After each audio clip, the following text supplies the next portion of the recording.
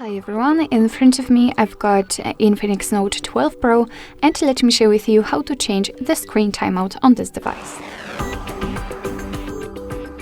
So first of all, let's enter the settings, and here we have to find the display and brightness. Let's enter. And as you can see right here, we've got the option screen timeout. So this is the option we're looking for. Let's tap on it. And after tapping, we can see that we've got a lot of options to choose from actually. We've got we can set either 15 or 30 seconds. And those are quite short options, I would say. And we've got also 1, 2, 5 or 10 minutes. Currently, we've got the 30 seconds option applied. As you can see, this option is marked. So basically, all we have to do in order to change the screen timeout is to simply tap on the option you'd like to use. So I will pick 5 minutes. As you can see, it is immediately marked, and we have to confirm it with OK. And from now on, right here, it will be notified that after 5 minutes of inactivity, this device will black out.